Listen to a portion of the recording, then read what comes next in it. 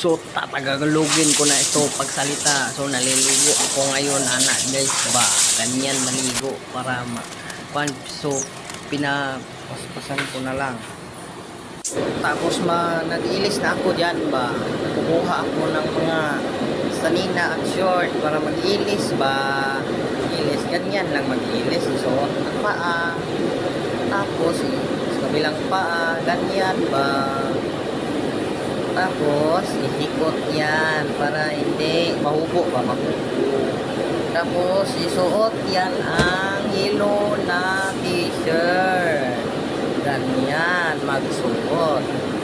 Tapos iganin mekos muna para ma-forma ang style ba. O pabangs-bangs tayo dyan.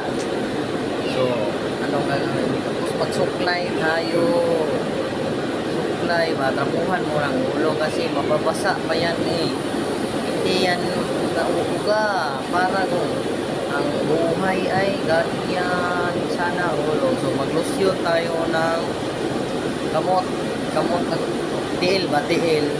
Maglusyo tayo ng kamot at tiil para pag duty ba, hami sinaw-sinaw yung mga panit na kakayo sa inyo kay medyo saba-saba kayo kami medyo nag-duty magkukuha na yung time voice ko lang na so trapuhan ko yan ng mukha ko ng toner pangpamuti ba magpamuti ng mga nawong ba ay face.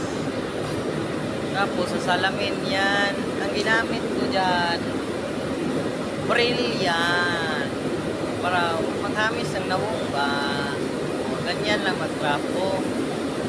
Tapos mekos mo yan, mekos.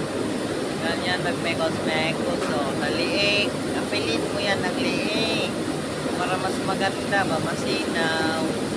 Para masinaw, babarang ilaw. Ganyan lang. Yan. So, utang tayo ng cream. Mag-utang tayo ng cream. Ganito, mag-utang ng cream. O, maglagay pala. Alam, Tagalog kasi Bisaya, Tagalog ito eh. O, ganyan, maglagay ng cream. Ganyan sa mukha. Maglagay ng cream. Tapos, pagkuman yan ng lagay ng cream. Inod-nod yan. Ganyan ba. Imekos-mekos. Tapos, pati sa liig. Imekos-mekos. Mekos ko yan. Mekos to the left. Mekos to the right. Ganyan dapat yung walk.